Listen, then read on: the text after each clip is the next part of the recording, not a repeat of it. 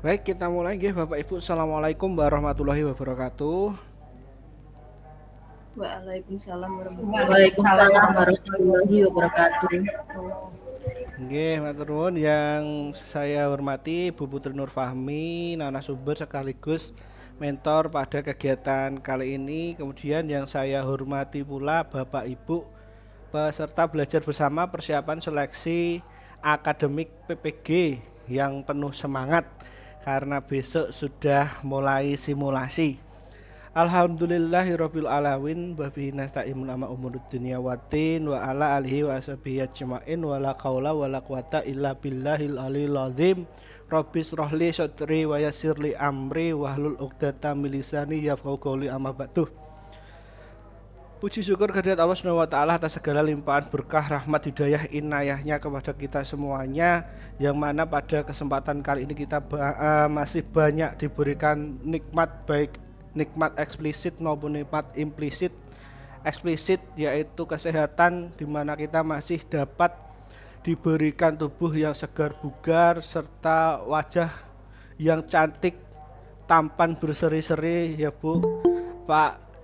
Kemudian juga nikmat implisit yaitu kita masih diberikan kesempatan untuk dapat belajar mempersiapkan seleksi akademik yang insya Allah mulai hari Sabtu dapat dilaksanakan seperti yang jenengan damba-dambakan. Semoga segalanya kita diberikan kemudahan serta kelancaran sehingga cita-cita kita semuanya untuk lulus untuk dapat mengikuti program profesi guru dapat terlaksana dengan baik. Amin Allahumma amin. Amin. Amin. Salawat serta salam selalu Bapak Ibu tidak lupa kita aturkan ke baginda Rasulullah Shallallahu Alaihi Wasallam, yang mana kita selalu harapkan syafaat beliau mulai saat ini sampai di yaumil akhir nanti. Amin Allahumma amin. Bapak Ibu yang berbahagia, jadi ini pertemuan yang ketiga. Pertemuan yang ketiga ini kita santai saja karena sebenarnya ini sudah waktunya santai-santai, refreshing seperti itu. Jadi hari nanti tenang karaoke ya Pak. nggih, hari tenang karaoke. Nah, gitu. Jadi jangan terlalu sepaneng-sepaneng, nanti Bu Putri juga jangan terlalu sepaneng-sepaneng Bu, nanti santai saja. Dan tidak perlu ngoyo harus selesai gitu, ndak. Yang penting tips-tipsnya aja dalam menghadapi atau mengerjakan soal nanti, bagaimana sekiranya ada strategi, ada triknya nanti disampaikan. Dan yang utama lagi Bapak Ibu selalu kami ingatkan untuk pirantinya atau perangkatnya, sarana prasarana panjenengan segera dilengkapi, diuji coba, dipraktekkan. Nah itu karena bagian yang sangat penting juga. Nah panjenengan sudah punya grup WA, tolong dimaksimalkan. Kemudian besok saat simulasi Bapak Ibu habiskan benar segala pertanyaan di situ. Mumpung ada pengawasnya, nanti aplikasinya dicoba di klik mana yang sekiranya pengen jenengan tahu, silahkan dicoba saja karena besok simulasi Bapak Ibu. Nah, simulasi itu uji coba, jadi ketika ada permasalahan ya disimulasi saja, jadi sehingga nanti saat praktek yang sesungguhnya panjenengan bisa lancar jaya gitu.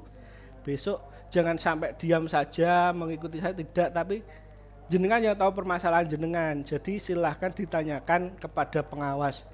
Dan perlu jenengan tahu Bapak Ibu, pengawas itu adalah dosen. Jadi monggo etika dalam ber WA ya istilahnya itu tolong diperhatikan. Jadi tidak perlu terlalu ngotot gitu, jangan, karena nanti mungkin saja bisa mempengaruhi sikap dari pengawas itu sendiri. Tapi semoga tidak, jadi bisa kooperatif antara panjenengan dengan para pengawasnya, itu harapannya. Kemudian Bapak Ibu lagi nggih, kisi-kisi itu mohon dibaca sesering mungkin nggih, kisi-kisinya, karena petunjuk mengerjakan itu ada di kisi-kisinya. Jadi kata kuncinya ada di kisi-kisinya. Jadi soal itu sebenarnya tujuannya seperti apa itu tergantung kisi-kisinya. Jawabannya itu mungkin semuanya tampak benar, tapi ini itu kisi-kisi yang mana yang itu yang perlu jenengan pahami benar-benar. Seperti yang kemarin dijelaskan Bu Putri demikian. Jadi semua jawaban itu memang benar, tapi ini itu menuju ke indikator yang ini. Nah, itu yang perlu jenengan cermati. Kemudian nanti dalam mengerjakan tetap tenang. Tenang gimana ya? Itu kita tidak tahu kondisinya akan seperti apa Bapak Ibu, tapi jenengan berusaha untuk fokus dan tenang, santai, enjoy saja. Semoga jenengan tidak yang gerusa-gerusu, itu biasanya ada di ruangan seperti itu. Jadi mungkin yang terkendala zoomnya, laptopnya, itu saya harapkan tidak ada di jenengan tetap fokus saja. Nanti Bu Putri punya triknya itu untuk menghadapi itu saja mungkin pengantar dari saya. Selanjutnya waktu sebelumnya kami berikan ke Bu Putri untuk dipimpin doa, kemudian langsung ke pembahasan materi. Terima kasih.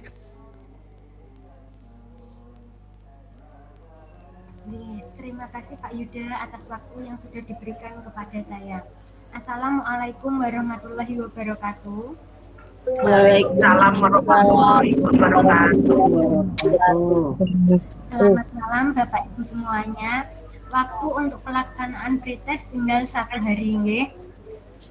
Yang perlu dipersiapkan selain materi, kalau materi sudah siap jauh-jauh dari kemarin.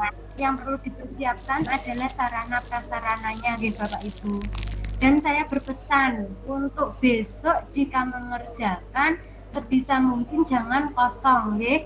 Jangan sampai kosong, kelewatan. Bapak Ibu boleh memilih option ragu-ragu. Karena apa Bapak Ibu? Karena di ruangan itu terdiri dari banyak orang. Dan banyak orang itu tidak semuanya lingkungan sekitarnya mendukung. Jadi ada suara mobil lewat, ada suara niku circle, kalau saya dulu itu circle kayu. Ada suara anak-anak di sekolah karena banyak yang melaksanakan tesnya itu di sekolah. Jadi itu sedikit banyak mengganggu pikiran kita. Tidak bisa 100% fokus karena Zoom dari teman-teman yang lain itu masuk ke HP kita. Pesan saya, semua soal harus diisi. Kalau Bapak Ibu sekiranya belum yakin dengan jawabannya, diisi ragu-ragu saja. Nanti akan memudahkan Bapak Ibu untuk mengoreksi lagi. Kalau tandanya kuning berarti ini ragu-ragu, dan jika ada waktu lebih nanti bisa diulang kembali, nggih. Jangan sampai kosong besok nggih Bapak Ibu. Nggih.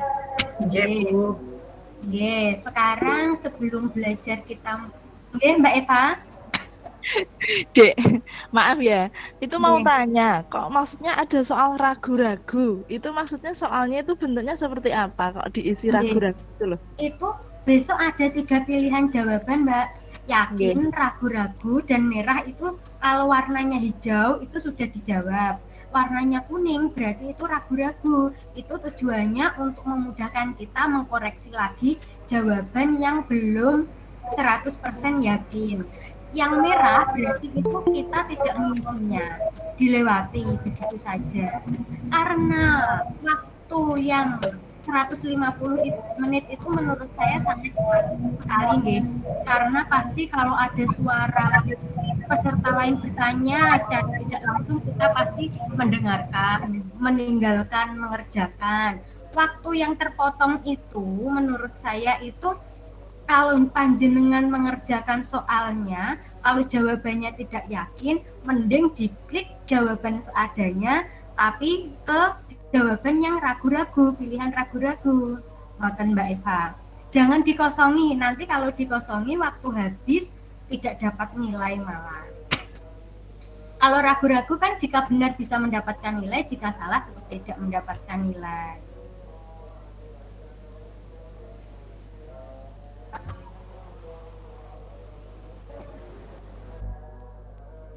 Nggih, matur nuwun.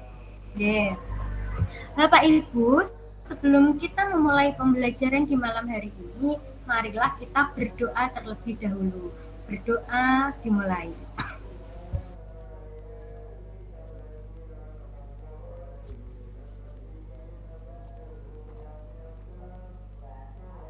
Bapak Ibu langsung saja nggih, saya izin untuk share screen.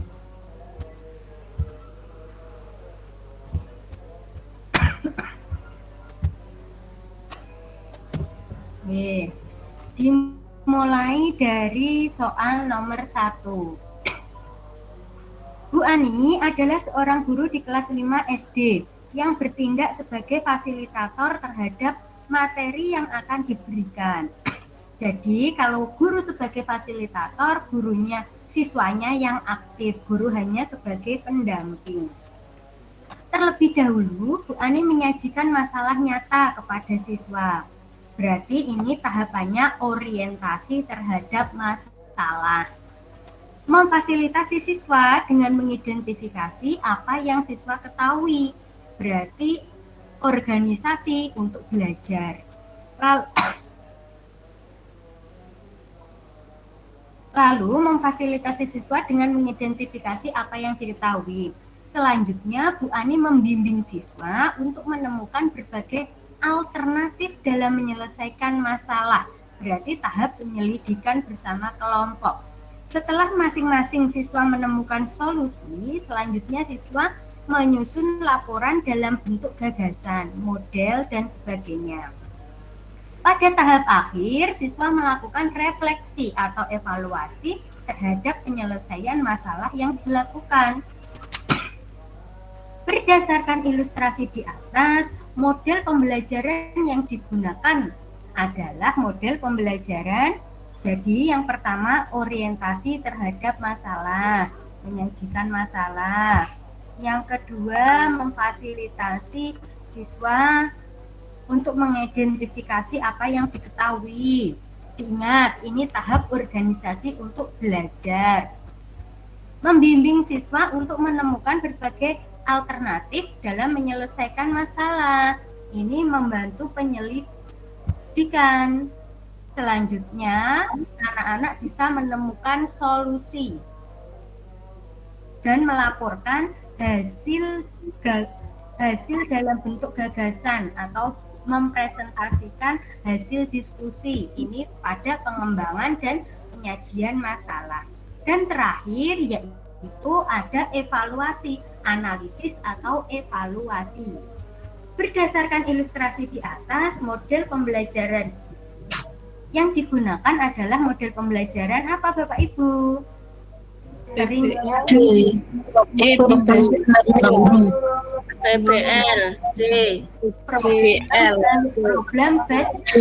learning. Problem based learning adalah salah satu model pemecahan masalah berbasis pemecahan masalah yang sering kita terapkan dalam pembelajaran. Model pemecahan masalah banyak sekali nih Bapak Ibu. Ada inquiry learning, ada discovery learning, ada project based learning, problem based learning. Kalau cooperative learning itu adalah model pembelajaran berbasis kelompok kecil. Dijadikan kelompok-kelompok. Kalau problem based learning, tahapannya seperti ini tadi. Ada masalah, diselesaikan bersama, dicari solusinya bersama, guru sebagai fasilitator, disampaikan, dan yang terakhir adalah analisis atau evaluasi. Kalau project learning, cara mudah mengingatnya bagaimana Bapak Ibu?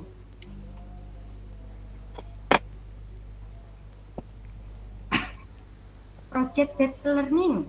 Ada perasaan memiliki. Project based learning itu ada project atau produk yang dihasilkan.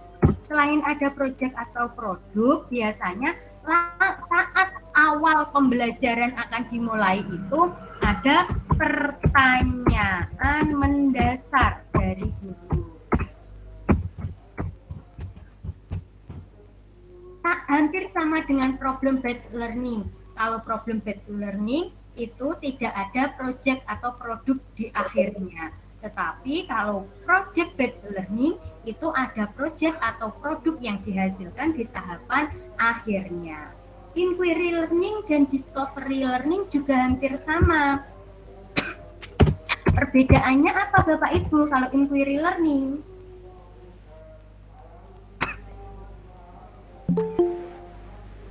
Inquiry learning ada langkah ilmiah. Nggih, inquiry learning itu ada langkah-langkah ilmiah. Nggih. Karena ada langkah-langkah ilmiah, ada prosedur ilmiah yang harus dilakukan, maka dalam model inquiry learning, anak-anak diharapkan dapat membuat kesimpulan. Oke. Sedangkan discovery learning, model pembelajaran ini anak disajikan masalah dan diharapkan anak-anak dapat menarik kesimpulan. Oke. Kalau discovery learning itu pembuktian, kalau inquiry learning itu penemuan. Inquiry learning lebih kepada mata pelajaran IPA yang membutuhkan langkah-langkah ilmiah, prosedur ilmiah. Kalau discovery learning itu lebih ke pembelajaran IPS karena hanya menarik kesimpulan, membuktikan. Jelas nggih sampai di sini Bapak Ibu? Maaf Dek Putri, mau tanya. Nggih. Untuk PJBL dan PBL itu kan sama-sama masalah yang dipakai untuk kata kunci nggih. Nah, Nggih. itu tuh yang jadi kuncinya poin nek termasuk PJBL apa PBL itu yang bagaimana? Saya kok kurang paham. Oke. Perbedaan PJBL dan PBL. Kalau PJBL itu karena project based learning, biasanya itu ada hasilnya, Mbak, ada produknya. Misalnya untuk mempelajari tentang sumber energi, anak-anak disuruh membuat kincir angin sebagai salah satu sumber energi. Contoh sumber energi itu termasuk project based learning. Di akhir anak-anak disuruh membuat suatu produk dari apa yang mereka pelajari. Sedangkan problem based learning itu hanya memecahkan masalah, didiskusikan tahap akhirnya. Yang diharapkan itu anak-anak bisa mengevaluasi atau menganalisis masalah yang dipelajari bersama-sama. Makan Mbak Irna. Kalau ada produknya, membuat apa? Misalnya produk itu ditentukan guru atau ditentukan bersama. Ada membuat kincir angin, ada membuat topeng, ada membuat masker, itu masuk kepada project based learning. Kalau diskusi biasa, memecahkan masalah biasa, itu problem based learning. Makasih Dek. Nanti sambil kita ke soal-soal berikutnya, nanti bisa memahami Mbak. Sekarang nomor 2. Kondisi kelas Ibu Tiur selalu tenang. Anak-anak tidak gaduh, tetapi juga tidak ada yang mau bertanya ataupun menyampaikan pendapat. Jadi kelas ini adalah kelas yang pasif. Ibu Tiur merasa kurang berhasil dalam mengajar. Di pertemuan berikutnya, Ibu Tiur menerapkan satu model pembelajaran yang dapat mendorong siswa untuk bertanya atau berpendapat. Ibu Tiur memilih model tutor sebaya untuk mengatasi kondisi tersebut. Sekaligus Ibu Tiur melakukan PTK. Cara mengukur peningkatan kemampuan bertanya pada PTK Ibu Tiur adalah di indikator terakhir ada tentang penelitian tindakan kelas nih Bapak Ibu. Kita ingat lagi. Dalam penelitian tindakan kelas, kata kunci yang utama adalah adanya peningkatan dalam setiap siklus. Jadi harus ada peningkatan dalam setiap siklus karena tujuan PTK adalah memperbaiki pembelajaran. Bagaimana cara memperbaiki pembelajaran? Caranya adalah dengan menggunakan perlakuan. Perlakuan ini bisa menggunakan model, bisa menggunakan metode yang media, yang diyakini bisa menjadi solusi atas masalah yang terjadi di kelas. PTK itu juga dilakukan mulai dari kondisi awal yang disebut dengan prasiklus. Lalu dilakukan penelitian atau perlakuan di siklus 1. Ketika siklus 1 hasilnya belum mencapai indikator kinerja yang ditetapkan, maka harus dilanjutkan ke siklus berikutnya, yaitu siklus 2. Jika di siklus 2 sudah mencapai indikator kinerja yang ditetapkan, misalnya tuntas belajar 70% atau 65%, jadi tidak perlu lanjut ke siklus berikutnya. Tetapi jika di siklus 2 ini belum mencapai indikator kinerja yang ditentukan, penelitian tetap berlanjut di siklus ketiga. Jadi prasiklus, siklus 1, siklus 2, siklus 3. Kegiatan ini itu dilakukan untuk melihat perbedaan antara saat sebelum diberi perlakuan menggunakan ini tadi Bapak Ibu, model, metode, media dari setiap tahapannya, dan melihat apakah ada perbedaan, ada peningkatan setelah diterapkan model, metode, media ini. Jadi, cara mengukur peningkatan kemampuan bertanya pada PTK Ibu Tiur adalah melihat PTK Ibu Tiur menggunakan tutor sebaya ini berhasil atau tidak itu dengan apa? Menghitung perubahan jumlah siswa yang berani mengajukan pertanyaan di setiap siklus PTK. Benar atau tidak Bapak Ibu?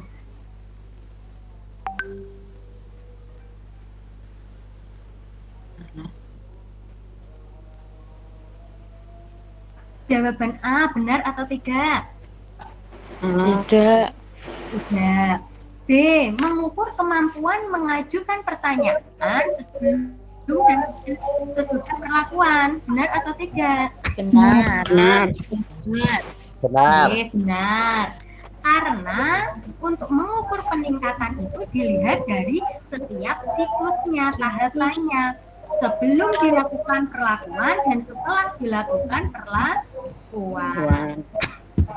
Oke, saya lanjutkan lagi ya Bapak Ibu sekalian di PTK. Penelitian tindakan kelas, langkah awal yang dilakukan itu adalah dengan menganalisis masalah. Setelah ada masalah, baru kita merumuskan masalah. Setelah kita merumuskan masalah, kita membuat hipotesis. Setelah kita membuat hipotesis, baru kita mengumpulkan data. Oke, selanjutnya setelah data terkumpul kita mengolah data. Lalu setelah mengolah data kita menarik kesimpulan. Setelah menarik kesimpulan baru kita buat laporan penelitian. Setelah dibuat laporan penelitian, agar penelitian yang kita lakukan itu bermanfaat, dapat digunakan orang lain sebagai bahan rujukan, maka kita wajib melakukan seminar atau destimasi atau membuat artikel jurnal ilmiah. Oke. Jadi prosesnya seperti ini Bapak Ibu. Ada masalah, kita rumuskan, buat hipotesis, di mana hipotesis ini adalah jawaban sementara dari rumusan masalah yang kita buat. Setelah membuat hipotesis, membuat jawaban sementara, dugaan sementara, kita mengumpulkan data. Setelah mengumpulkan data, kita olah data tersebut. Kita lihat apakah ada perbedaan di setiap tahapannya, di setiap siklusnya. Setelah sudah selesai, indikator kinerjanya tercapai, sudah ada peningkatan, kita menarik kesimpulan. Baru membuat laporan penelitian. Jika laporan penelitiannya sudah jadi, agar bermanfaat, bisa dijadikan rujukan, kita lakukan seminar atau destimasi. Dengan cara boleh juga dengan membuat artikel ilmiah atau jurnal ilmiah. Ini tahapannya. Sekarang nomor 3. Pak Dita mengajar di kelas 5A SD Cinta Kami. Ketika pelajaran berlangsung, siswanya sangat aktif. Suara kelas selalu gaduh. Suara Pak Dita tidak dapat mengalahkan kegaduhan kelas. Akhirnya Pak Dita berinisiatif untuk menerapkan suatu model pembelajaran IPA yang dapat mendorong siswa untuk fokus pada suatu kegiatan yang mengasihkan. Model yang dipilih adalah inquiry terbimbing, di mana Pak Dita sekaligus melakukan penelitian tindakan kelas. Hipotesis yang cocok untuk PTK Pak Dita adalah hipotesis tadi apa Bapak Ibu?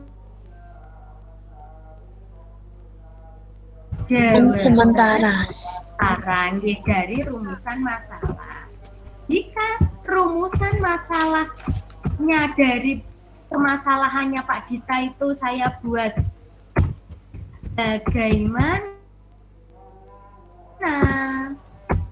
pengaruh model inquiry terbimbing dalam meningkatkan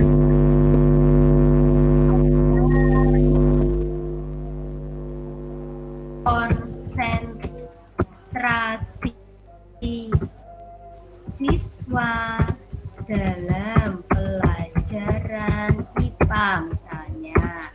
Jika rumusan masalahnya seperti ini, maka jawaban sementara yang dapat kita berikan adalah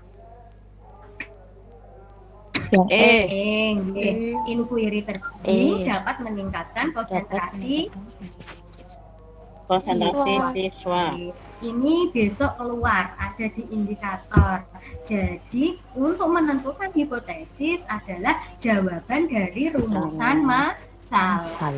Jadi kalau ada studi kasus seperti ini, Bapak Ibu bisa membuat rumusan masalahnya terlebih dahulu untuk memudahkan kita membuat hipotesis. Sekarang nomor 4. Untuk PTK sudah paham ya Bapak Ibu? Insyaallah. Sampun. Refleksi pada PTK. Refleksi adalah proses yang digunakan untuk mengukur keberhasilan atau perbaikan. Jika belum berhasil, maka kita adakan perlakuan lagi dengan memadukan dengan yang lain untuk mencapai keberhasilan. Setiap akhir pasti ada proses refleksi di dalam penelitian tindakan kelas. Saya lanjutkan ke soal nomor 4.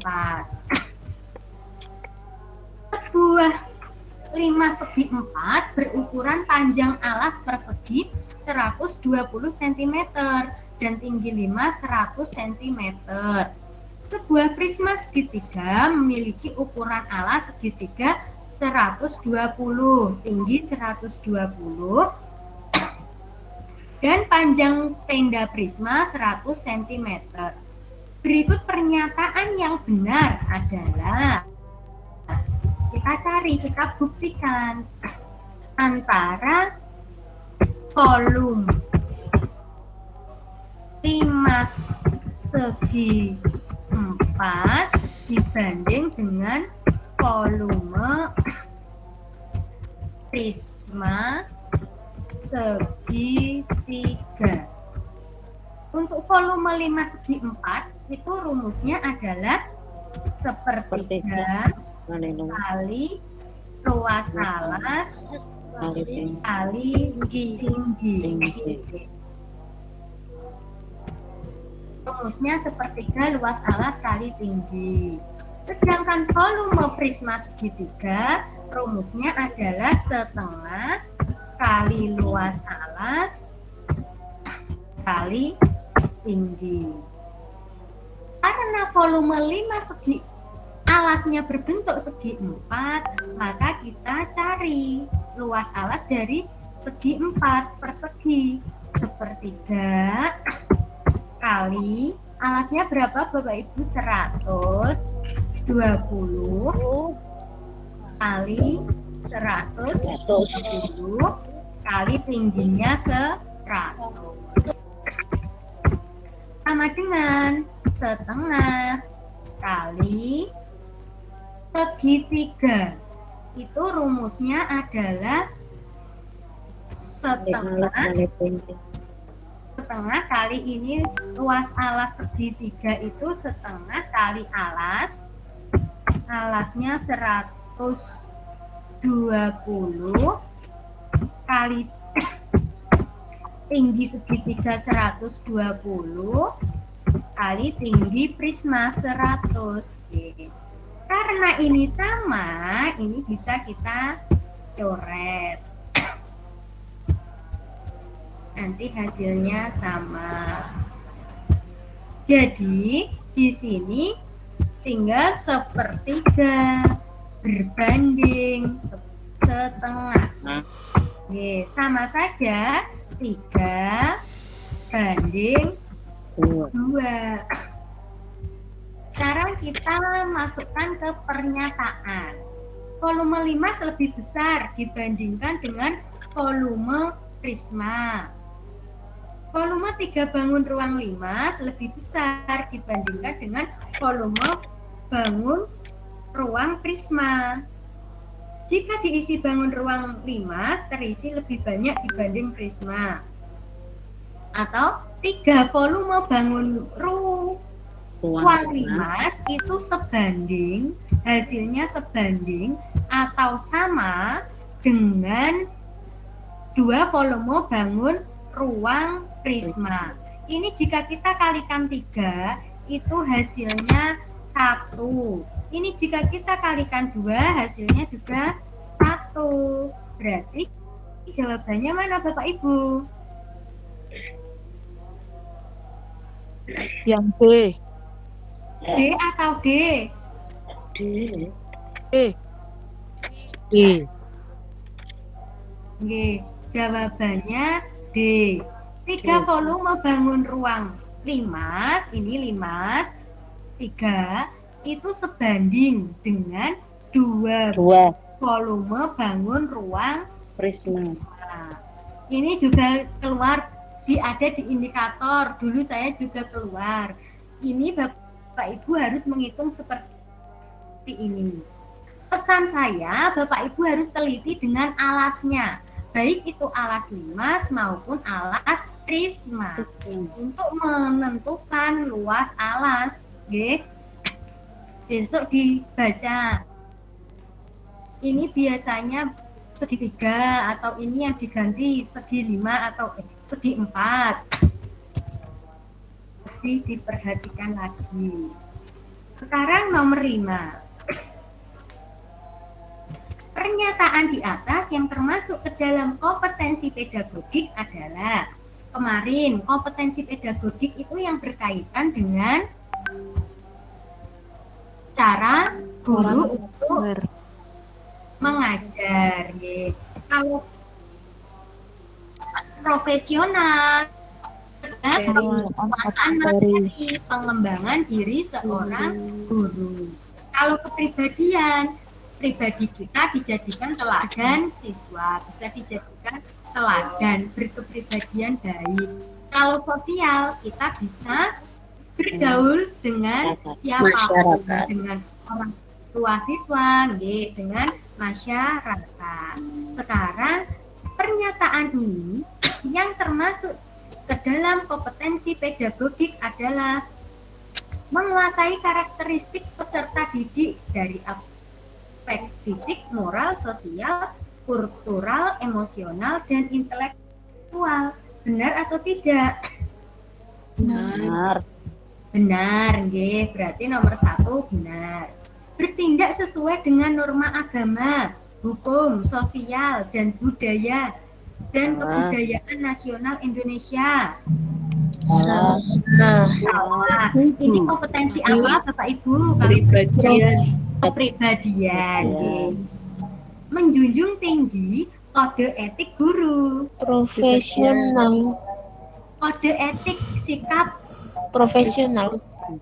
menjunjung tinggi kode etik guru kepribadian. Kalau menguasai teori belajar dan prinsip-prinsip belajar yang mendidik, yang digunakan untuk mendidik anak, pedagogik. Bersikap inklusif, bersikap objektif, serta tidak diskriminasi.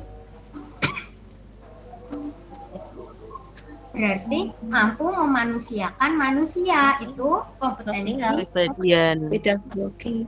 kompetensi berbuat baik kepada siapapun, kompetensi sosial. Memanfaatkan teknologi informasi dan komunikasi untuk kepentingan pembelajaran, kaitannya dengan kepentingan pembelajaran. Pedagogik. Jadi jawabannya 1, 4, 6. Ini yang menjadi perbedaan yang sering kebolak-balik itu kompetensi pedagogik dan profesional. Kalau menguasai teknologi informasi untuk kepentingannya guru sendiri, untuk meningkatkan kemampuan guru, maksudnya itu dibutuhkan untuk dirinya guru sendiri, itu profesional. Tapi kalau untuk kegiatan pembelajaran itu pedagogik.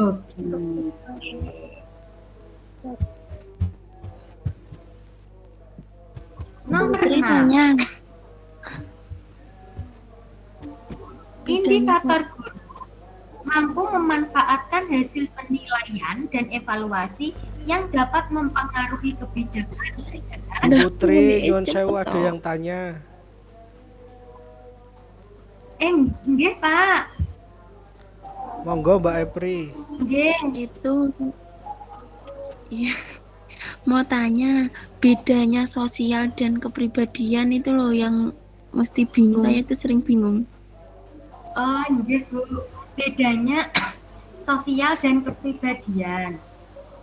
Kalau kepribadian itu diri kita bisa menjadi contoh teladan bagi siswa, memiliki kode etik yang baik, mampu menjaga nama baik seorang guru, berperilaku sopan, berperilaku jujur. Kalau sosial itu, Bu, lebih kepada hubungan kita dengan masyarakat, hubungan kita dengan orang lain. Apakah kita bisa menempatkan diri kita sebagai guru di masyarakat kepada orang lain, memanusiakan manusia yang lain, menjalin kerjasama dengan guru-guru lain, orang lain, itu sosial. Kalau kehidupan dengan masyarakat, itu sosial. Kalau hubungannya sikap diri kita sendiri individu, itu kepribadian. Ngoten Bu Ragil.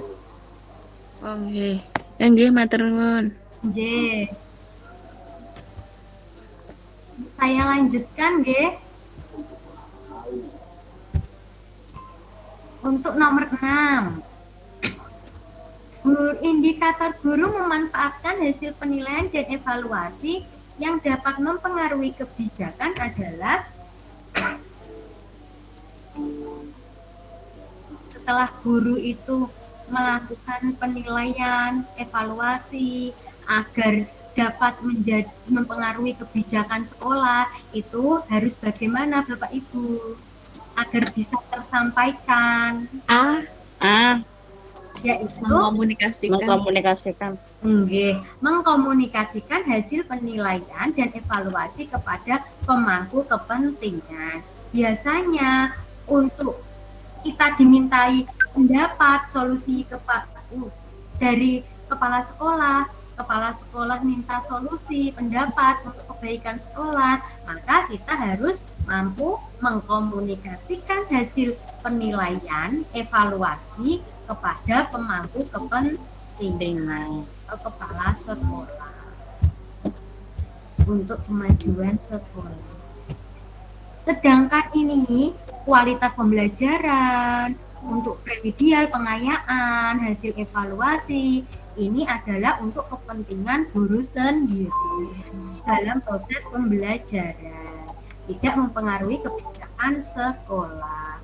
Ini misalnya kalau anak itu ditentukan naik kelas atau tidak, dilihat dari hasil penilaian evaluasi, ini dinaikkan atau tidak di rapat dewan guru, itu contoh nyata memanfaatkan hasil penilaian yang dapat mempengaruhi kebijakan sekolah. Nomor 7. Berdasarkan hasil sensus penduduk 2010, Badan Pusat Statistik BPS dalam pertumbuhan dan persebaran penduduk Indonesia, 57,5% penduduk Indonesia terkonsentrasi di Pulau Jawa, sedangkan di Pulau Papua Barat kurang dari 1%. Kebijakan yang dapat dilakukan untuk menyebarkan penduduk di Indonesia tidak berkonsentrasi di Pulau Jawa, Bali, dan Madura adalah dengan cara apa, Bu? Biar merata. Dengan cara apa? Pusat-pusat pertumbuhan. Yang B. Dan membangun pusat-pusat dengan membangun pusat-pusat pertumbuhan di Indonesia. Jadi bisa menyebar tidak hanya di Pulau Jawa, Bali, dan Madura. Kalau pusat-pusat pertumbuhan dibangun pusat kesehatan yang memadai, pusat pendidikan yang memadai, akses perdagangannya juga memadai, maka persebaran penduduk di Indonesia akan lebih mudah. Karena yang dibutuhkan adalah ketiga hal itu untuk menunjang kesuksesan kegiatan ekonomi, pemenuhan kebutuhan, untuk menunjang pendidikan dan kesehatan. Nomor 8.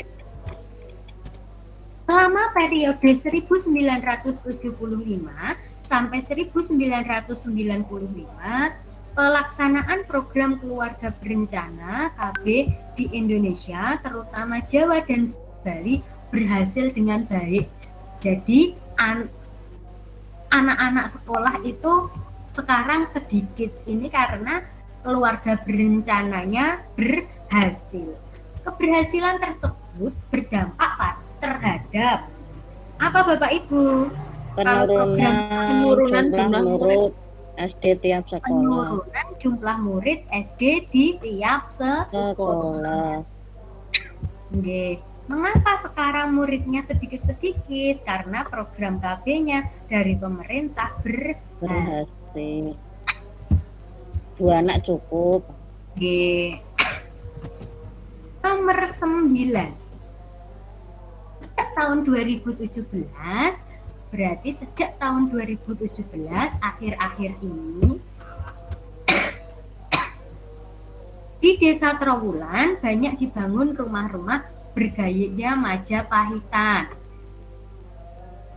Sejak tahun 2017 rumah di Desa Trowulan dibangun bergaya Majapahitan.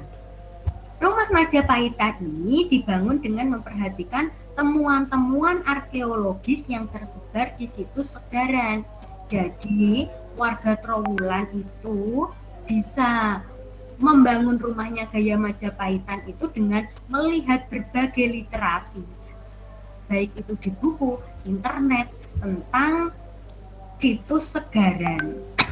Temuan-temuan yang tersebar di situs Segaran, karena proses ini sudah berlangsung lama. Di sana terdapat sisa-sisa bangunan berupa lantai, halaman, dinding bata, gentong, pecahan gerabah, sumur, serta saluran drainase. Dalam tahapan ini disebut dengan metode. Jadi kita itu bisa mengetahui sejarah masa lalu dan bisa kita gunakan untuk kehidupan sekarang. Berarti ini termasuk metode apa Bapak Ibu? Historiografi. Sejarah. Historiografi. Sekarang kita ingat tentang metode penelitian sejarah. Untuk membuktikan kebenaran sejarah di masa lampau itu ada metode penelitiannya. Ini di SMP, materi SMP. Yang pertama yaitu heuristik. Prosesnya yang pertama heuristik. Heuristik ini adalah mengumpulkan sumber sejarah. Jadi sumber-sumber sejarah itu dikumpulkan. Sumber-sumber yang mendukung dari sejarah pada masa lampau itu dikumpulkan. Itu tahapannya disebut dengan metode heuristik. Setelah sudah terkumpul sumber sejarah, baru kita ke tahap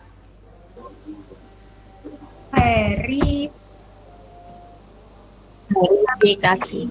verifikasi.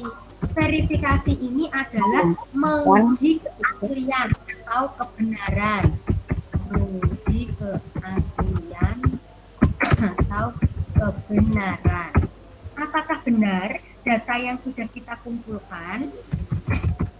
Setelah verifikasi, heuristik, verifikasi, maka tahap selanjutnya adalah interpretasi. Interpretasi. Di tahap interpretasi ini, kita selaku peneliti itu menerjemahkan, membuat kesimpulan, menyimpulkan dari fakta yang ada. Setelah kita berada di tahapan interpretasi, menginterpretasikan data, baru kita masuk pada tahap historiografi. Historiografi ini yaitu tahap penulisan sejarah. Biasanya sejarah itu dibukukan agar dapat digunakan sebagai rujukan untuk mengetahui kejadian-kejadian di masa lampau. Seperti itu Bapak Ibu. Jadi kalau masyarakat Trowulan itu membangun rumah bergaya Majapahitan itu karena sudah membaca sejarahnya di buku-buku yang ada. Jadi tahapan ini disebut historiografi. Masyarakat Trowulan dapat meniru konsep pembangunan kerajaan Maja, rumah bergaya Majapahitan. Kemarin saya keluarnya itu heuristik tentang mengumpulkan sumber-sumber sejarah. Ini untuk metode penelitian sejarah. Bapak Ibu sudah jelas nggih? Sampun Bu. Oke. Dimulai dari mengumpulkan sejarah, heuristik,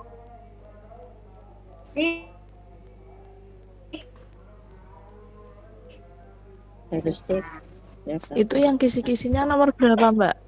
sekarang kisi-kisinya nomor IPS. 65 kayaknya Bu. Tapi saya buka kisi-kisinya. Di urutan nomor 65. Saya tidak urut. Ada yang kisi-kisinya urut dibuka di IPS.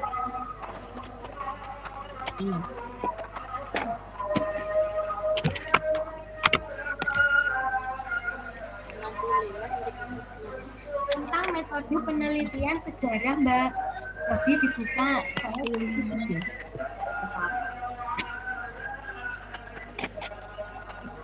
Ada nggih? 96 kayaknya. 96. Nggih. Di kisi-kisi itu. Salah nomor 65 betul. Nomor 65. Nggih. Tentang metode penelitian Metode sejarah. sejarah, heuristik, Metode sejarah. interpretasi, Nggih. sejarah. Yang diingat-ingat biasanya dua itu, antara historiografi dan heuristik. Kalau historiografi itu sejarah sudah bisa kita nikmati, sudah dibukukan. Kalau heuristik itu masih mengumpulkan sejarah, bukti-bukti sejarah. Saya lanjutkan. Ini, seseorang memiliki penghasilan Rp500.000. Ia membelanjakan Rp400.000 dalam waktu tertentu untuk memenuhi kebutuhan pokoknya. Sisa Rp100.000 ia belanjakan sepasang sepatu karena sepatu tersebut sedang menjadi tren. Pernyataan tersebut menunjukkan bahwa tingkat konsumsi seseorang dipengaruhi oleh dipengaruhi oleh keinginan mewah dan rasa gengsi yang tinggi. Dengan kata kunci apa? Karena sepatu tersebut sedang menjadi tren, tidak ketinggalan zaman. Ini juga keluar di kisi-kisi nomor berapa itu tentang konsumsi, perilaku konsumsi.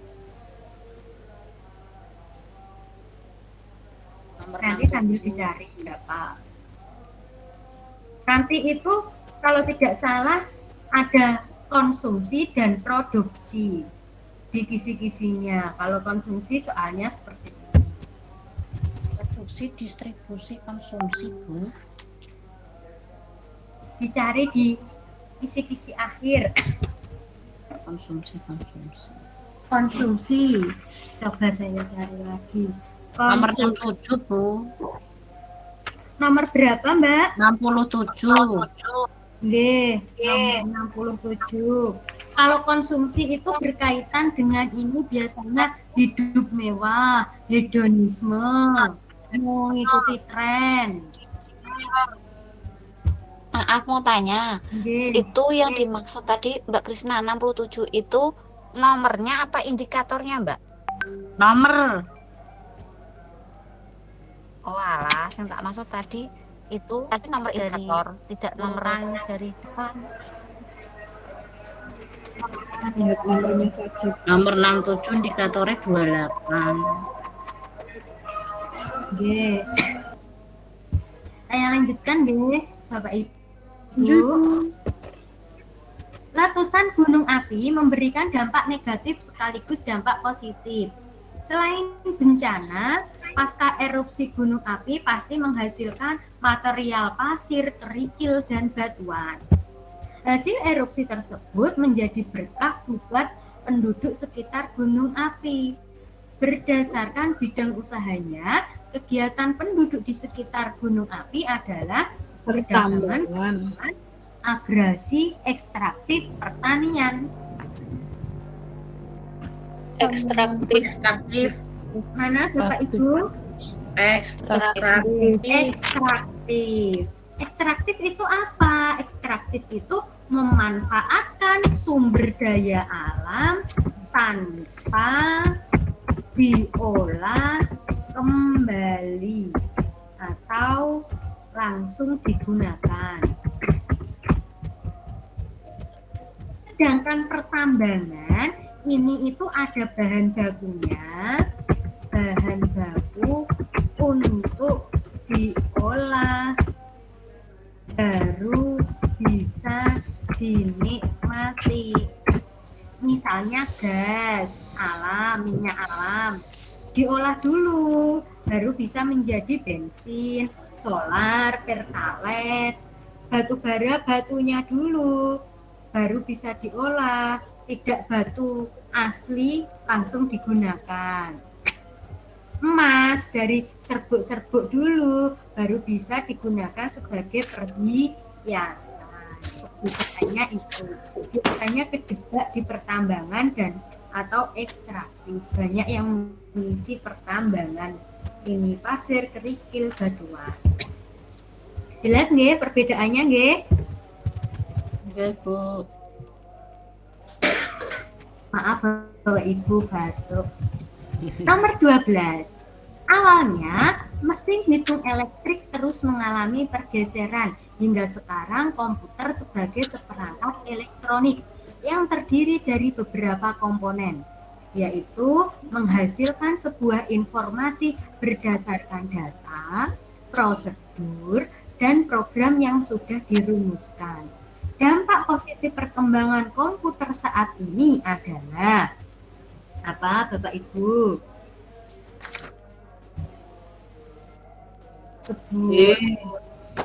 Apa, Bapak Ibu? Sebagai sarana komunikasi lokal akses network dengan cepat. Apakah komputer itu sebagai sarana komunikasi lokal akses network dengan cepat? Oke. Kalau sarana komunikasi lokal akses network dengan cepat itu HP itu juga bisa. C. Coba. Sebuah mesin multiguna, komputer itu multiguna, bisa digunakan untuk apa saja, untuk menghitung, untuk menulis, untuk menggambar, dapat diprogram, dapat diatur sesuai dengan keinginan kita. Dan migrasi data bisa digunakan untuk memindah data, biasanya melalui flash disk, USB. Serta dapat menerima data, digunakan untuk memindah, copy, paste, yang bisa kita menerima data. Kemudian diproses dan dimanipulasi. Dari data yang kita colokkan ke komputer dapat kita edit, dapat kita ganti, diproses sesuai dengan keinginan kita.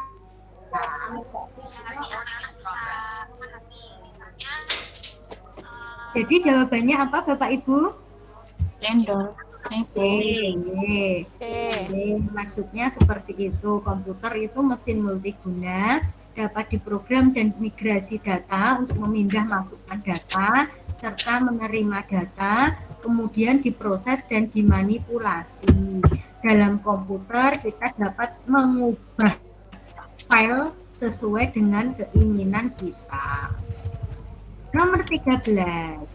Norma adalah pola, pedoman, standar, ukuran, aturan, dan kebiasaan yang mengatur masyarakat agar terpelihara ketertiban.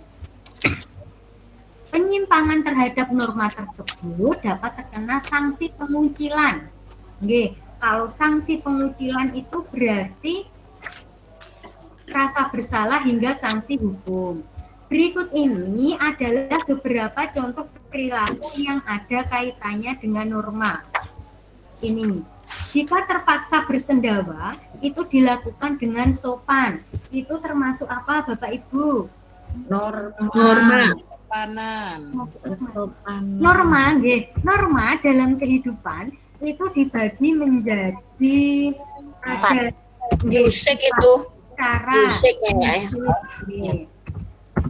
Cara atau yusek ini adalah suatu perbuatan yang memiliki sifat secara perorangan. Cara ini sering terjadi dalam hubungan antar individu. Misalnya, kita makan kecap. Mencuci tangan sebelum makan. Bersendawa. Mencuci tangan, bersendawa, berpakaian yang sopan, tidak sopan, itu cara yusek. Atau memakai make up terlalu tebal, Potongan rambut sesuai tren. mewarnai rambut sesuai tren, itu yusek. Bila kita melanggar cara atau yusek ini, maka kita akan mendapatkan celah Nah, dikucilkan. jika bermerek tebal, kita akan diejek, oh terlalu menor. Ayo, malah nek. Yang kedua adalah folkways. Folkways ini adalah kebiasaan. Maksudnya bagaimana? Kebiasaan ini adalah perbuatan yang diulang-ulang dalam bentuk sama. Jika melanggar, kita akan mendapatkan teguran. Misalnya, kita terbiasa pamit kalau mau berangkat. Kita tidak pamit, kita akan mendapatkan teguran, pasti ditegur. Saat kita antri minyak goreng misalnya, kita tidak mau antri, mintanya nomor 1, pasti kita akan mendapat teguran. Atau saat bertemu orang, biasanya kita say hello, menyapa. Kok saat bertemu tidak menyapa? Jadi tidak menyapa. Oke, berarti kita sudah melanggar kebiasaan. Setiap kita melanggar, pasti kita akan mendapatkan teguran. Dirasani. Biasanya belum takon, iki ora belum takon. Untune loro, Bu. Atau kebiasaan. Selanjutnya adalah tata perlakuan atau mores. Tata perlakuan atau mores ini adalah norma sebagai pengawasan. Jika melanggar, kita akan dikucilkan. Jadi mores itu adanya aturan atau norma bahwa kita tidak boleh melakukan pergaulan bebas, tidak boleh minum minuman keras. Itu norma atau tata perlakuan yang mengatur kehidupan masyarakat. Dan yang terakhir adalah custom atau disebut dengan adat istiadat. Ini juga ada di kisi-kisi, di indikator kisi-kisi. Custom atau adat istiadat ini diturunkan oleh nenek moyang secara turun-temurun. Contohnya, hukum perkawinan, mitoning, tedak sistem, ngaben, keduri. Kalau kita melanggar ini, maka kita akan mendapatkan sanksi yang berat. Kalau melanggar custom, kita akan mendapatkan sanksi yang berat. Coba dari pertanyaan ini A, B, C, D, E. A, ini termasuk apa? Jika terpaksa bersendawa dilakukan dengan sopan. Yusik. B, yusik. Benar. Ngaben berupa pembakaran mayat di Bali. Custom. Menyapa dengan ramah dan bersalaman jika bertemu. Kebiasaan. Model baju. Musik. Mengikuti tren. Potong rambut yang sedang menjadi musik. Jadi di antara contoh tersebut di atas tergolong usage adalah A, B, D, E. Tanya apa Bapak Ibu? D dan E juga bisa. Berarti jawabannya 2.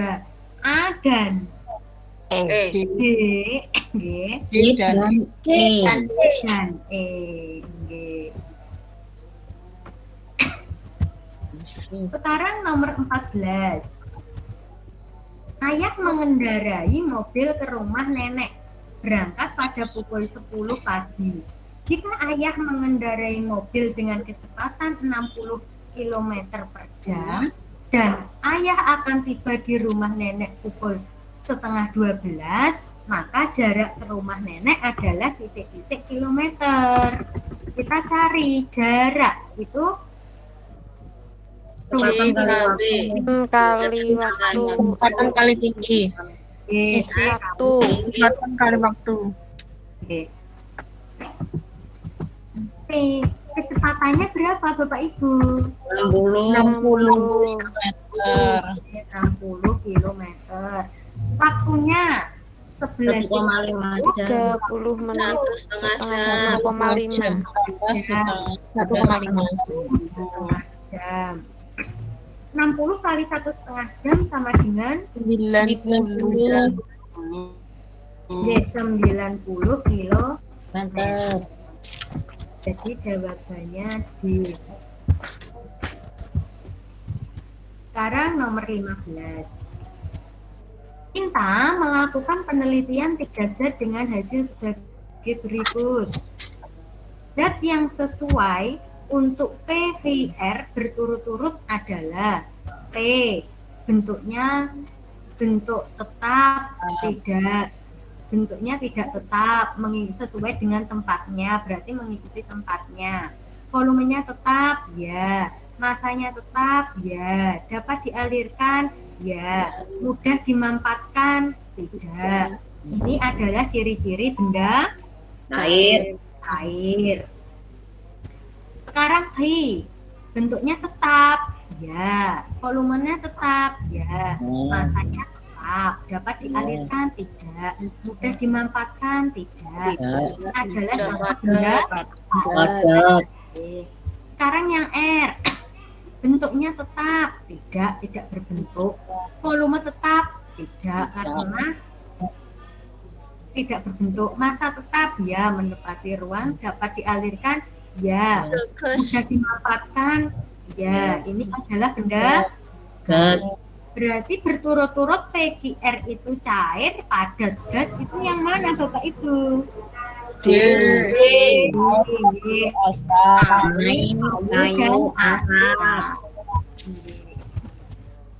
Sekarang nomor 16, ini keluar. Di indikator juga ada tentang contoh menimba air dengan cara yang berbeda.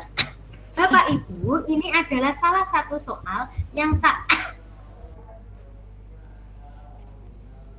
UP itu diperdebatkan.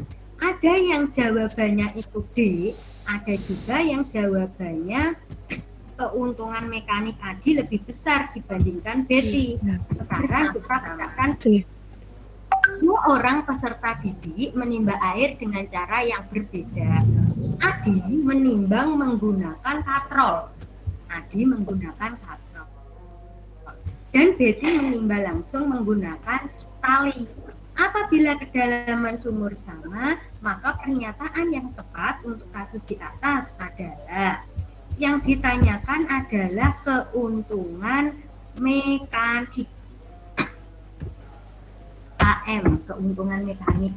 Keuntungan mekanik itu didasarkan pada ini. Perbandingan antara beban gaya dan usaha.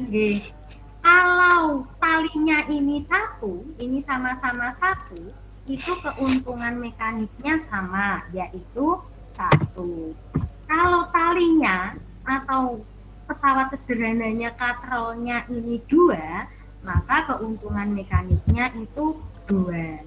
Kalau katrolnya ini 3, keuntungan mekaniknya 3.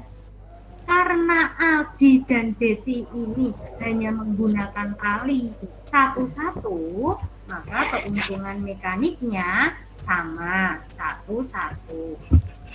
Sedangkan yang membedakan adalah arah dan usaha yang dilakukan Betty dan Aldi. Arah gaya katrol ini ke bawah. Arah gayanya ini ke bawah nariknya. Sedangkan yang narik timbo tampar ini arah gayanya ke atas. Sedangkan usahanya yang dilakukan Adi menggunakan pesawat sederhana katrol itu usahanya terasa lebih ringan. Kalau Betty itu menggunakan tali itu usahanya lebih berat. Jadi jawabannya yang mana Bapak Ibu? Adi lebih. Yang Keuntungan mekanik. G. Keuntungan mekanik jawabannya yang karena sama-sama menggunakan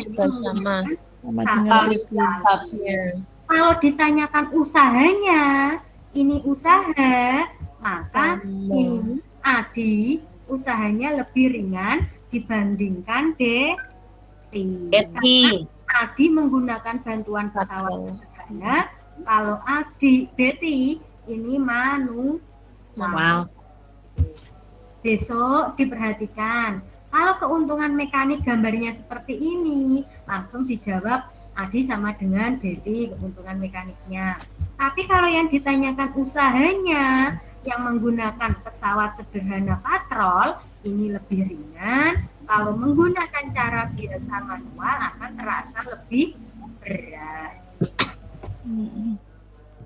Nomor 17.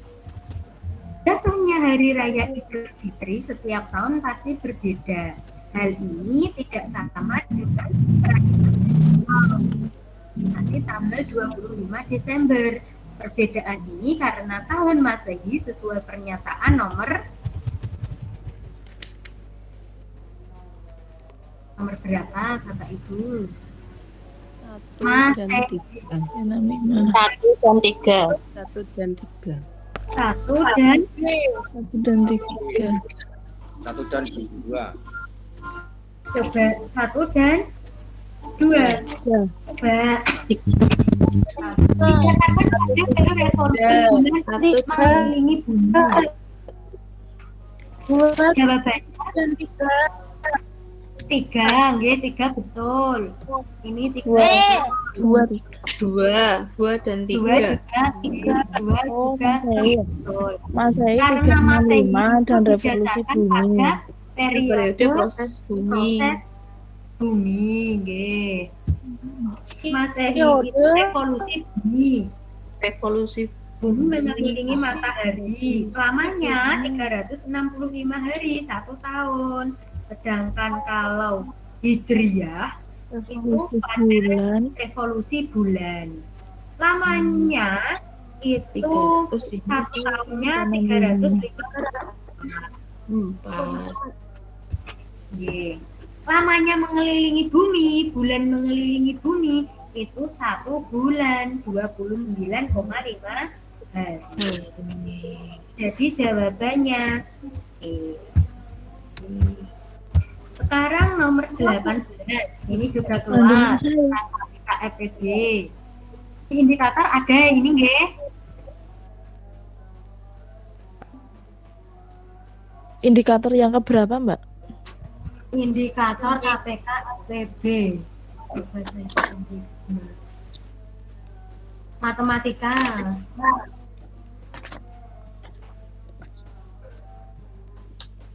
Indikatornya berapa? 41.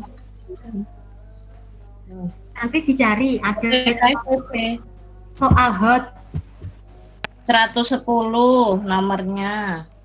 Nomornya 110. Indikatornya 90. Nggih.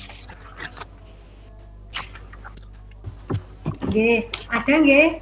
Berarti pernyataan yang relevan dan berorientasi HOTS berdasarkan materi tersebut antara lain HOTS, ini diingat bahwa HOTS itu jawabannya tidak langsung 1 kali jadi itu bertahap untuk mencarinya lebih jelas, lebih mendetail.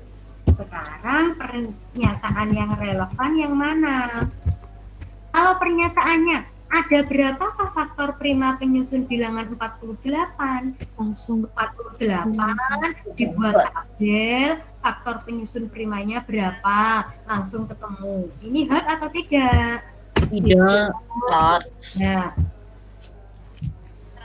hitunglah KPK dari 42 dan 56. Hot atau tidak? Tidak. Hot. Tidak. Kali jadi. Sekarang kelompokkan bilangan berikut. Mengelompokkan bilangan berikut berdasarkan banyak faktor prima. Jadi dicari dulu faktor prima dari 6, 2, 4, 3, 4, Ini 2, yang hot. 5, baru dikelompokkan penyusunnya berdasarkan banyaknya faktor prima. Berarti membutuhkan beberapa kali langkah kerja. Ini hot atau tidak? Hot. Nih. Ubahlah bilangan 120 menjadi faktor prima penyusunnya. Hanya membuat tabel seperti ini. 1 kali. Tidak. Kenapa dari 30 dan 45 yang memiliki faktor prima penyusun lebih banyak? Ini hanya membandingkan, oke? Berarti kurang hot.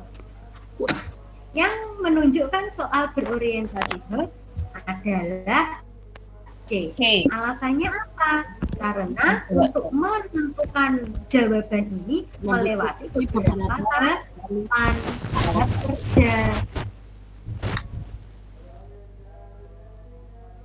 Nomor 19. Sebuah persegi panjang diketahui perbandingan panjang dan lebarnya adalah banding 5. Jika kelilingnya adalah 96,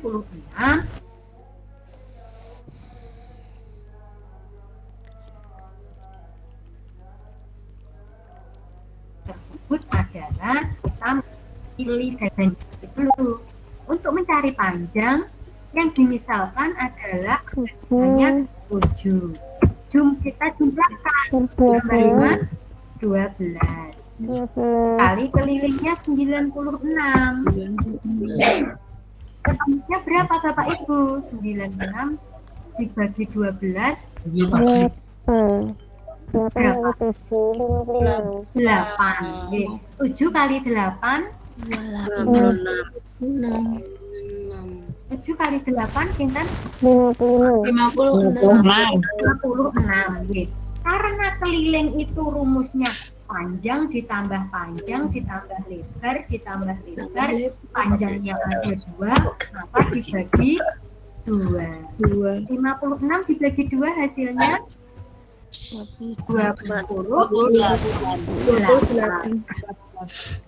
28 meter. Sekarang kita mencari lebar. Rumusnya sama. Perbandingannya 5 per 12 kali 6 sama dengan 8 kali 5 40 dibagi 2 20. Puas Panjang kali lebar. Panjang kali lebar yaitu 28 kali 20 sama dengan 560. Ini juga keluar dalam soal perbandingan. Perbandingan skala itu, Mbak. Oke, perbandingan skala.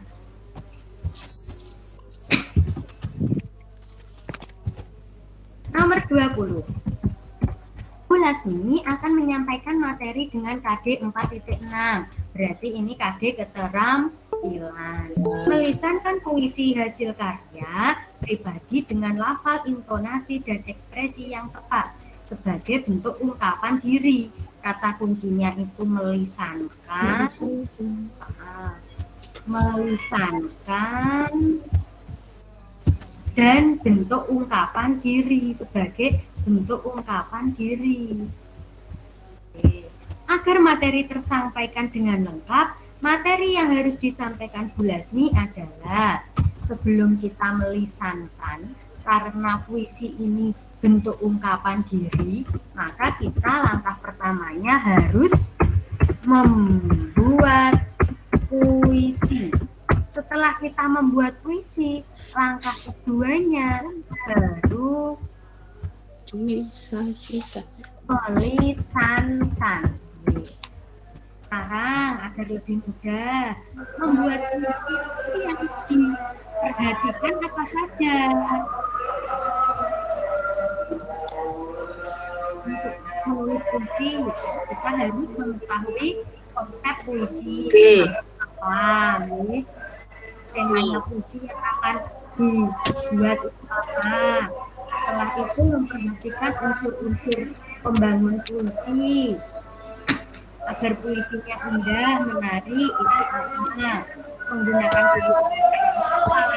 pilihan diksi, rima, baru kita menulis puisi. Membuat puisi itu harus tahu tema atau konsep puisi. Lalu memperhatikan unsur pembangun, pemilihan kata atau diksi pembangun. Ini pilihan kata atau diksi. Lalu baru menulis puisi. Setelah menulis puisi, kita baru bisa melisankan. Melisankan puisi itu berarti memperhatikan apa Bapak Ibu? Lafal, intonasi, dan ekspresi yang tepat. Jadi jawabannya yang mana? D. Jawabannya yang D. Kalau besok disuruh membuat materi, itu yang menentukan materi, kita harus lebih teliti. Kalau kita menemui KD keterampilan, kalau KD pengetahuan mudah Bapak Ibu. Kalau KD-nya 3, itu ini tentang apa, langsung bisa ditentukan. Misalnya ini KD-nya 3, menulis puisi hasil karya pribadi. Berarti untuk menulis puisi hasil karya pribadi yang ditentukan apa bisa dipilih. Tetapi kalau KD-nya 4, kita harus lebih hati-hati. Karena ada langkah sebelumnya yang harus kita lakukan. Contohnya ini melisankan bentuk ungkapan diri. Berarti kita harus membuat puisi terlebih dahulu, baru melisankan. Caranya seperti itu. Kalau keterampilan, kita harus teliti, hati-hati, diangen-angen. Ini prosesnya bagaimana. Kalau KD-nya 3, itu akan lebih mudah pengetahuan. Biasanya di sini langsung ada tentang sifat-sifat cahaya, proses pernapasan manusia, hanya seperti itu. Tapi kalau KD-nya keterampilan harus lebih teliti. Nomor 21. Pak Pardi merupakan guru kelas 5 SD. Pada waktu mengajarkan konsep perambatan kalor di kelas, dia mendapatkan sebagian besar peserta didik kesulitan memahami materi yang dijelaskan oleh Pak Pardi. Hal ini membuat Pak Pardi merenung dan bertanya-tanya, mengapa para peserta didik cenderung mengantuk ketika dia menjelaskan konsep perambatan kalor di depan kelas. Rencana tindakan yang dapat dilakukan Pak Pardi untuk mengatasi permasalahan di kelasnya adalah berarti Pak Pardi itu melakukan perbaikan pembelajaran dengan cara apa Bapak Ibu?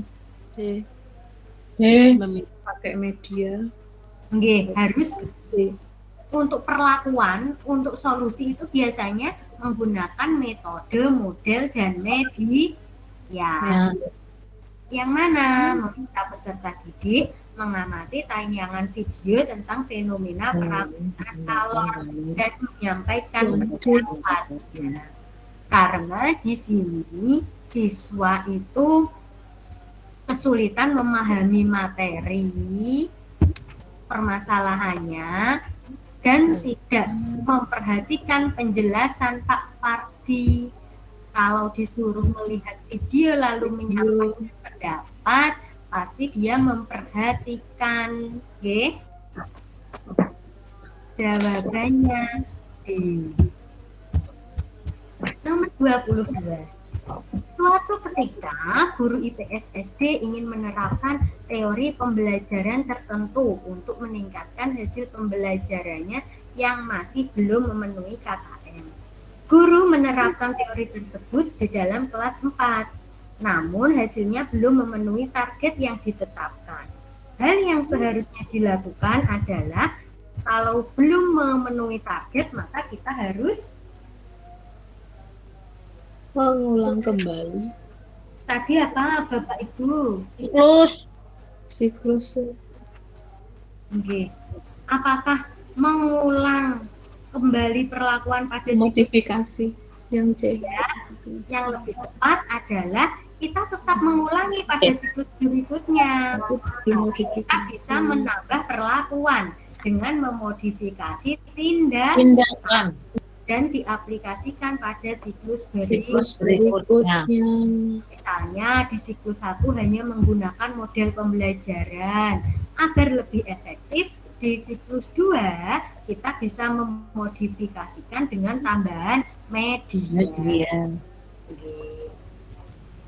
23.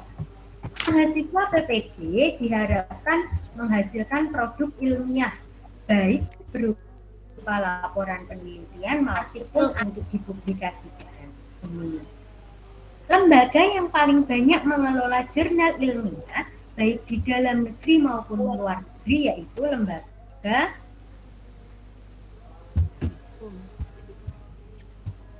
apa Bapak Ibu?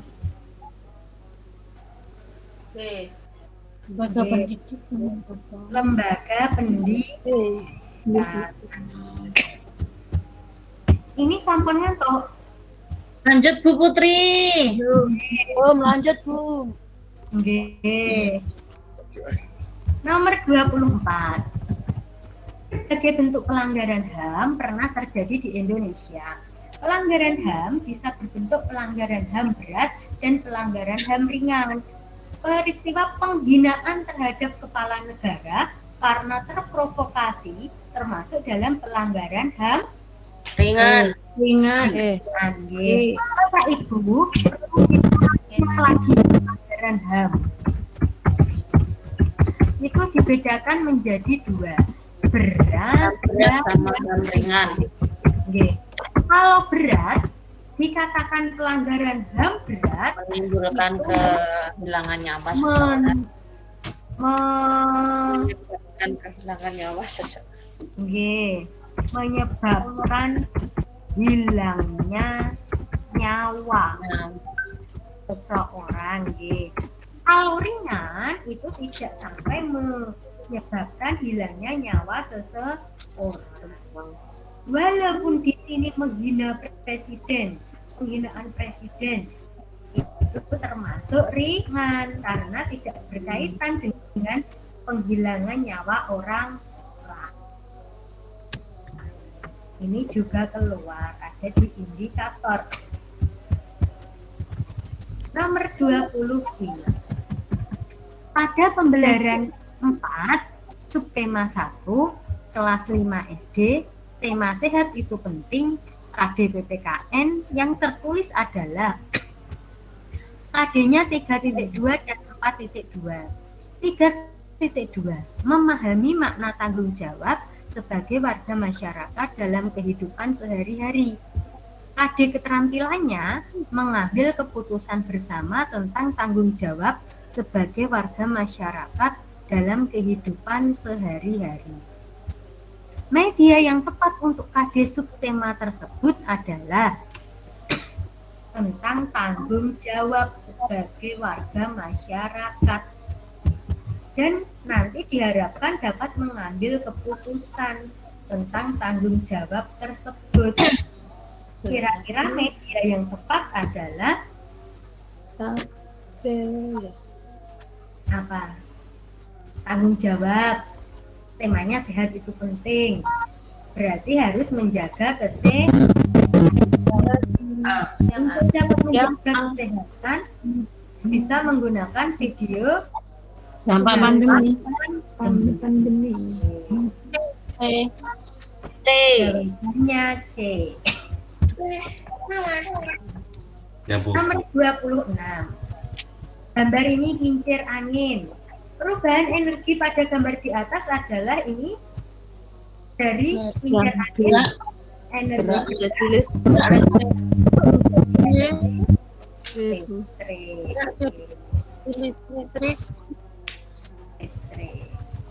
Nomor 27. Guru bersama siswa merencanakan sebuah kegiatan yang kolaboratif. Jadi itu guru dan siswa bersama-sama berkolaborasi dengan tujuan agar peserta didik memiliki tanggung jawab atas kegiatan yang sudah direncanakan bersama. Ada pertanyaan mendasar ini.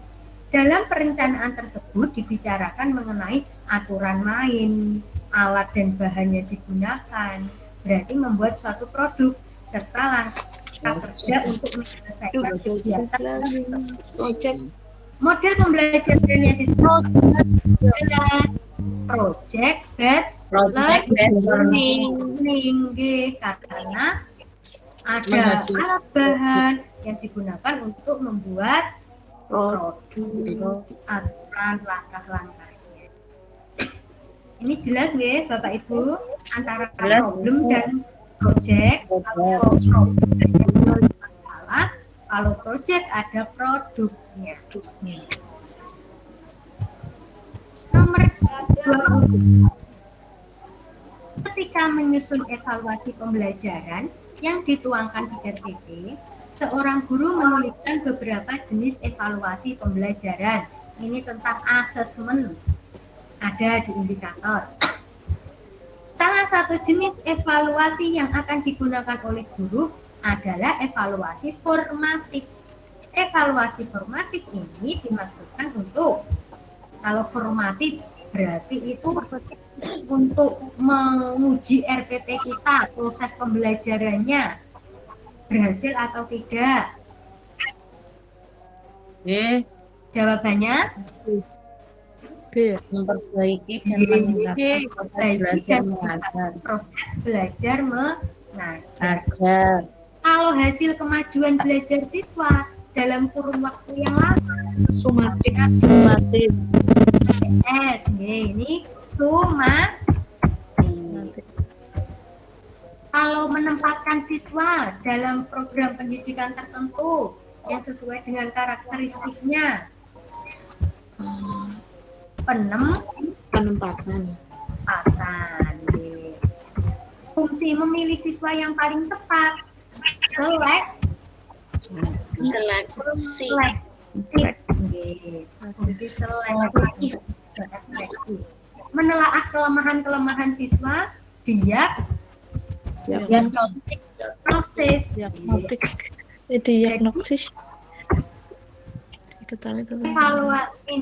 Jenis evaluasi asesmen pembelajaran itu ada formatif, sumatif, penempatan, selektif,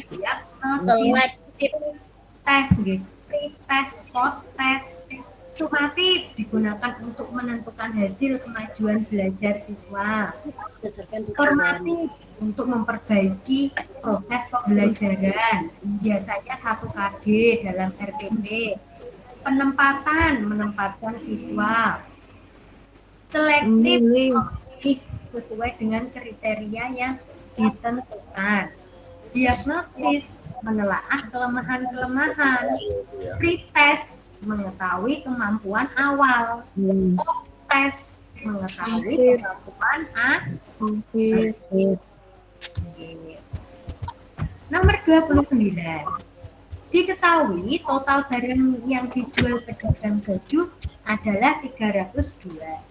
Jika baju yang dijual dibentuk dalam diagram lingkaran, berapa baju anak yang dijual pedagang baju tersebut? 66.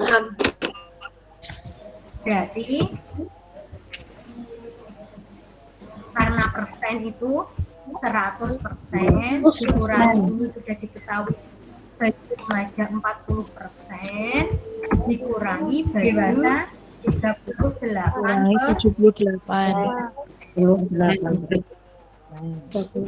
Baju anak. Sisanya berapa Bapak Ibu? 22%. 22. 100 kali. Jumlahnya 302. Kita kalikan. 22% kali 302.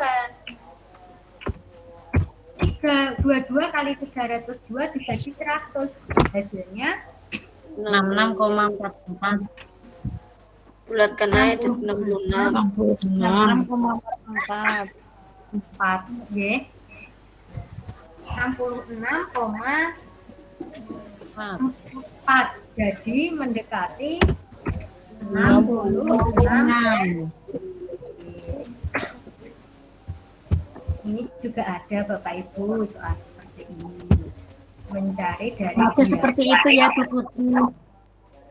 Nggih, kalau matematikanya itu lebih mudah Bapak Ibu.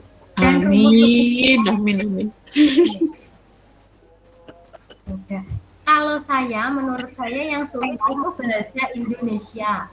Bahasa Indonesianya. Kalau tidak teliti, karena menentukan kemarin seperti kohesi, kelengkapan, membedakan ini eksplanasi atau eksposisi, biasanya banyak yang terjebak di situ.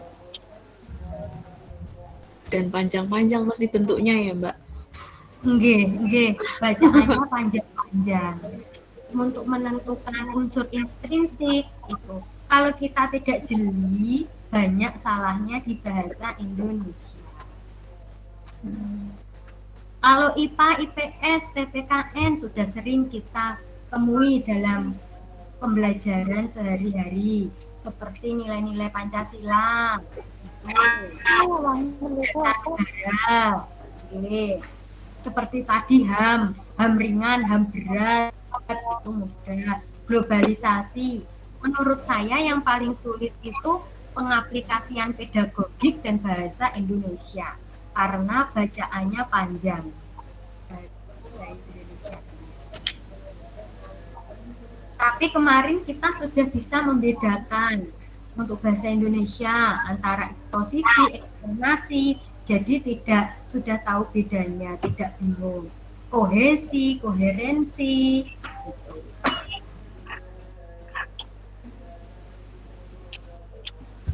Soal selanjutnya terakhir. Untuk menilai siswa dalam memahami paragraf, guru meminta siswa menuliskan kembali dengan menggunakan kalimat sendiri. Menuliskan kembali dengan menggunakan kalimat sendiri, ditulis. Teknik penilaian apakah yang sebaiknya digunakan? Produk. Ini untuk memahami pemahaman Bapak Ibu. Kalau pemahaman itu berarti penilaian apa? Pengetahuan yang bisa digunakan untuk menilai pendapat siswa tentang saat memahami paragraf menggunakan kalimatnya sendiri, itu menggunakan bentuk tertulis. Kalau keterampilannya baru produk. Karena ada hasilnya berupa karana. Karena ini kata kuncinya memahami paragraf, pemahaman, pengetahuan, jadi menggunakan tes tertulis. Sudah. Bapak Ibu, malam hari ini kita sudah menyelesaikan 30 soal. Insya Allah soal ini sudah sesuai dengan kisi-kisi. Monggo Bapak Ibu yang mau bertanya. Atau sudah jelas semua? Mbak Bu. Bu, mohon maaf, tanya Bu. Bukan tanya materinya, tanya yang tentang passing grade-nya PPG ini berapa nggih Bu? Untuk apa Bu? Passing grade-nya. Passing grade-nya Kalau passing grade-nya PPG itu kalau untuk pretest kemarin yang angkatan 4 itu diturunkan menjadi 50 Bu. Nah, itu Jadi kayak kalau soalnya 120 diharapkan Ibu kalau KKM-nya 50 itu harus bisa benar 60 soal. Begini Bu, kan di soal PPG ada profesional, ada pedagogik, TPA, bakat dan minat. Nah itu 50 itu langsung di global jadi satu nggih Bu? Nggak kayak yang tes SKD seperti dulu? Oh, Tidak seperti SKD. Kalau tahun ini tidak ada TPA-nya nggih Bu, kelihatannya nggih hanya profesional dan pedagogik saja. Oh, nggih Bu. 120 soal itu. Berarti Semoga Bapak nggak kayak SKD dulu nggih Bu, harus sendiri pedagogik 50, profesional 50, enggak gitu. Boten Bu, ini langsung jadi satu. Terus 20 langsung bisa benar soal 70 atau 80 atau 120 nggih, buat cari amannya Bu. Amin. Amin. Terima kasih nggih Bu. Nggih Mbak Eva. Ya, itu kan ini Mbak, kisi-kisinya ini kan ada yang misalnya ini nomor 1 sampai nomor 20 itu kan tentang sikap itu kan, tentang tugas keprofesian. Nah, itu misalnya besok itu di soal PPG itu ya urut sesuai kisi-kisi ini apa nanti diputar lagi gitu nomornya tidak urut apa sesuai nomor urut ini? Biasanya diacak.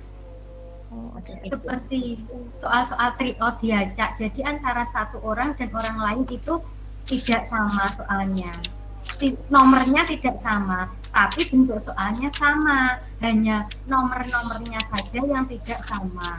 Tapi dari soal, kalau kita sering berlatih Mbak Eva, itu pasti paham, oh ini tentang kerjasama, mementingkan kepentingan yang bersama, tentang nasionalisme. Ya. Sudah tahu indikatornya. Oh iya, untuk pembahasan soal selanjutnya Mbak, ini kan yang teman-teman yang ikut bimbel ini kan ada yang tes tanggal 9 besok itu kan. Berarti kan kita kan baru pertemuan yang ketiga nggih. 3. Nah, untuk yang teman-teman selanjutnya itu nanti pertemuan selanjutnya gimana? Masih ikut atau tidak ikut? Soalnya kalau misalnya ikut kan tetap ketinggalan. Sudah nggak cukup waktunya. Itu gimana Mbak nanti nggih? Nanti bisa ditanyakan ke Pak Yuda solusinya terbaik bagaimana nih Mbak. Nggih, kalau yang tesnya hari Sabtu, besok itu pasti sudah beristirahat hari tenangnya. Nah, itu apa boleh minta soalnya yang untuk pertemuan keempat, Bu? Soal untuk pertemuannya keempat. Maksudnya dikirim pagi mungkin Bu Putri. Nggih, dikirim pagi. Soalnya belum jadi. Dikirim pagi. Nggih. Nggih, Bu. Nanti langsung sama kunci jawabannya. Kira-kira untuk dari indikator itu, kira-kira yang masih kesulitan itu materi profesional atau materi pedagogik? Pedagogik. Pedagogik. Profesional, saya yang profesional. Yang profesional. Oke, kalau yang profesional di muatan pelajaran apa, Bu? Profesional itu apalan. Apalan. Kan materi ya Mbak. Pemahaman. Bu, berarti ini potensi akademik tidak ada nggih Bu? Yang minat bakat tidak ada. Tidak ada. Kalau tahun ini tidak ada. Tahun ini itu globalisasi tentang pendidikan Pancasila dan ada tambahan di PTK.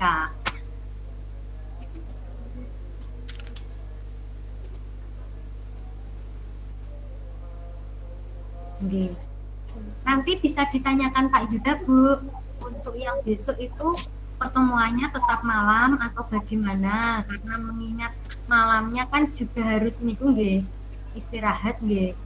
Istirahat Bu. Nggih.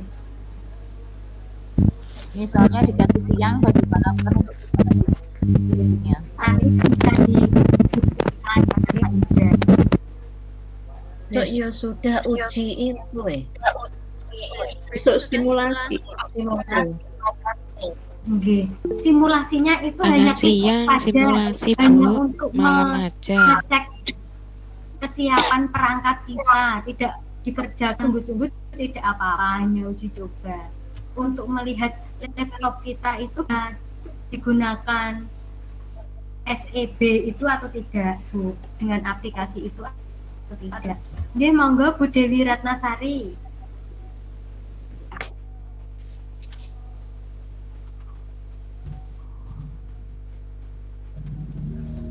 Monggo Bu Dewi Ratnasari jika ingin bertanya.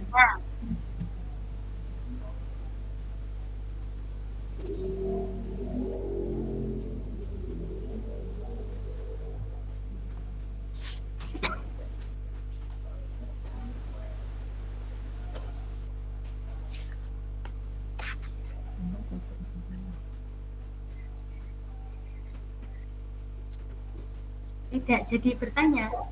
Apa Pak Yuda langsung? Pencet paling Bu. Pak Yuda. Nggih. Masuk nggih. Ya, untuk besok itu kan panjenengan semua itu simulasi nggih. Walaupun bagaimana simulasi itu juga cukup penting. Jadi untuk pengajuan jam itu saya pikir tidak bisa. Jadi untuk siang itu diajukan siang itu sebenarnya tidak bisa. Jadi tetap malam seperti ini tapi kita santai saja. Maksudnya adalah review sedikit-sedikit gitu Bu Putri. Jadi tidak seperti hari ini yang kemarin itu tidak, tapi hanya penguatan saja. Misalnya di pedagogik teori pembelajarannya seperti itu saja. Jadi tidak perlu kita membahas soal satu persatu secara detail gitu, tidak usah, tapi tetap diparingi contoh soalnya dan waktunya tetap malam saja, bisa dimajukan tapi tetap malam. Nah, tapi resikonya adalah kalau diajukan jenengan nanti terawihnya pripun gitu. Ndak terawih. Sunah Pak, orang terawih gak apa-apa. Nggih. Yang penting Isya. Nah itu Pak Yuda, nggih Pak Yuda minta tolong, misalkan boleh minta soalnya yang pertemuan keempat Pak. Soal? Nggih, enggak apa-apa. Jadi soal untuk pertemuan keempat kalau misalnya diminta pagi, nggih tidak apa-apa. Tapi resikonya adalah jenengan tidak ada pembahasan soal kunci jawaban gitu saja. Misal jenengan paringi soal dan kuncinya gimana Pak? Nah, soal dan kunci. Tapi kan tidak apa-apa Pak. Oh, monggo enggak ada masalah. Nggih. Jenengan kirim di grup nggih, ngoten Pak. Pripun yang lainnya berarti? Jadi malamnya nanti pembahasan kita saja. Ya. Saya tetap ikut yang malam juga, Pak. Ikut nggak apa-apa, Pak. Saya juga tanggal 9 kok. Nah, gitu berarti soalnya nanti diberikan pagi nggih. Ya sekitar nggih pagi. Malam nanti pembahasan. Malamnya dibahas, ngoten. Nggih. Iya, Pak, ya. Dan malamnya paling enggak maksimal nggih jam 9 Bapak Ibu. Jadi jangan lebih dari itu karena iya Pak, nanti paginya soalnya sudah tes. Gak bisa turu Pak, ameh tes siswi. Lagi itu review saja gitu. Nggih ngoten Bu Putri, berarti besok pagi kita kirimkan soal dan jawabannya saja. Nah, yang butuh penguatan tadi sekiranya yang belum itu, mungkin yang di PTK mungkin itu masih kurang sama yang apa itu ya, profesional tadi. Nah, nanti Bapak Ibu mungkin juga ada yang perlu dikuatkan lagi di kisi-kisi bagian mana juga monggo nanti kita buatkan contoh soalnya ngoten.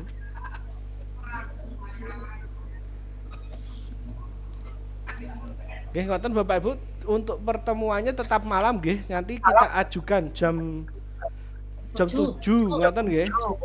Atau setengah 8. Jam 9 pokoknya harus selesai. Nggih, kita koyok radio saja mendengarkan sidik-sidik. Oh iya, tanyakan seperti itu saja.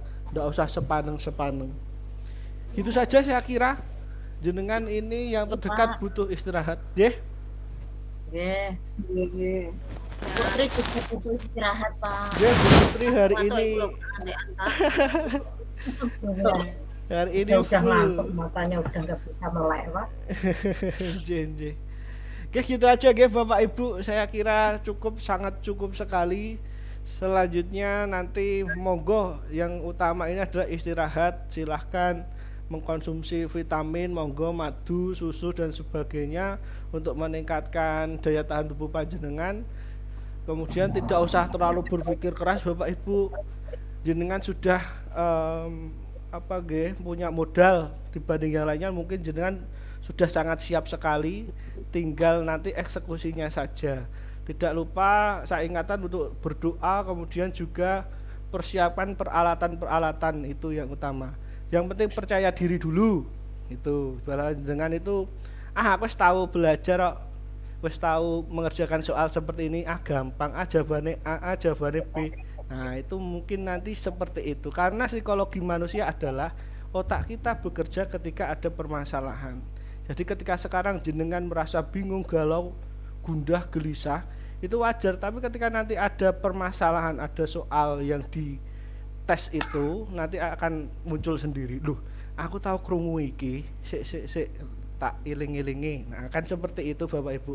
Itu saja, tetap tenang, kemudian kuasai situasinya. Yang terpenting adalah membuat mood Anda itu happy, siap. Tinggal karaoke aja Pak, dan ya, happy. Percaya diri, itu saja. Saya kira jenengan sangat siap sekali. Itu jangan lupa berdoa Bapak Ibu. Oke Pak. Oke, saya doakan juga, Bu Putri mendoakan juga panjenengan semuanya bisa lancar, bisa dimudahkan dan lulus. Amin ya Allah.